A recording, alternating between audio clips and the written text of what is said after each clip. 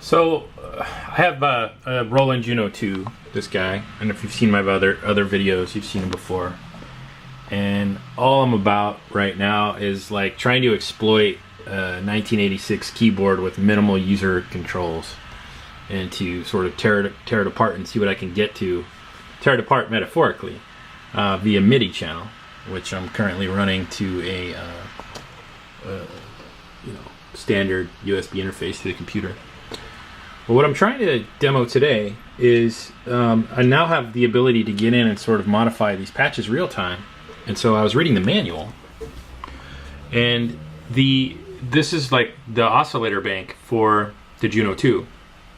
So it's digitally controlled oscillators, but you'll notice that so this is pulse 1, and then the sawtooth, it's got basically a pulse and a saw. And then if we go to the other oscillator, it's a sub oscillator, which basically is a pulse at sort of a lower octave. You can see 1 octave, there's even one for 2 octaves. And then noise, and then you get into pulse width modulation and that. And so I was, kind of saying, okay, analog synth, digitally controlled oscillators, where's my sine wave?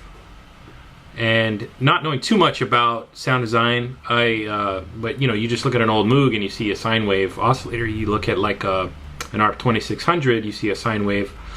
And I was sitting down with my manual last night, and I was looking at some of these controls, and it got into the section that talks about the high pass frequency, which is basically this guy, right?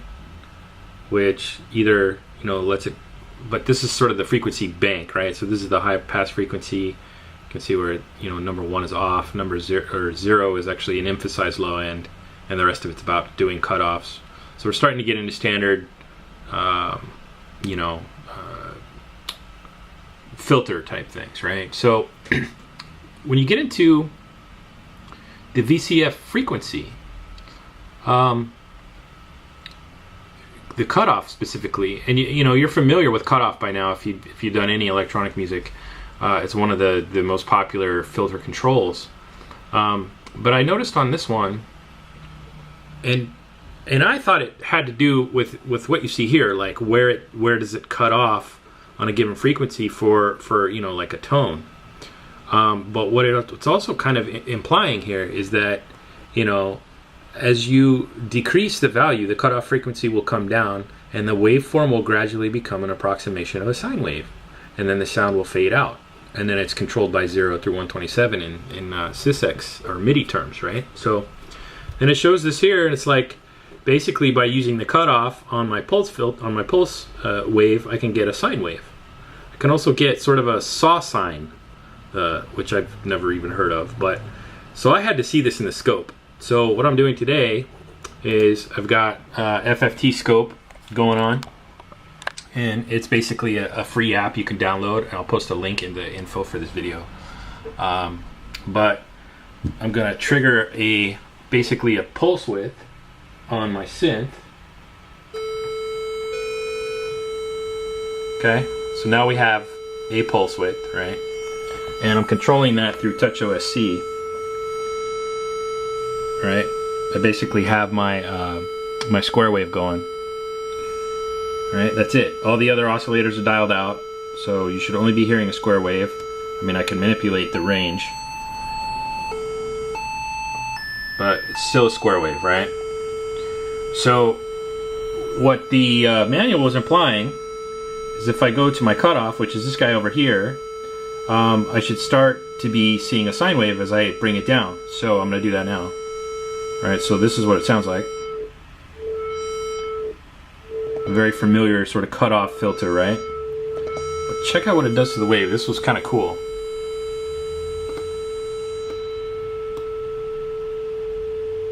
Voila! Sine wave. And if I bring up the resonant filter, the resonant parameter, I can kind of control sort of the amplitude of it. But so that's the pulse wave converted into a sine through the cutoff filter. And as it said, if I bring it, down continuously, down, down, down, We have super low frequency here, and then our low amplitude, and then it fades out. But pretty fascinating to be able to kind of have this much waveform manipulation control. I didn't know. This is very clean. It's very clean, sort of built into the Roland filter. Pretty awesome. The same thing is true, like if I switch over to a saw wave, right? So I just turned off my pulse. Bring up sort of a classic sawtooth wave. Go back over to my cutoff again. I can even turn my saw into a sine as well. Did not know that. So I've always thought of the sine wave as the most pure fundamental waveform. I'm going to turn that off. And I was surprised that the Roland didn't have it. Come to find out it does. So pretty cool. Definitely, again, a really cool sound design type of thing.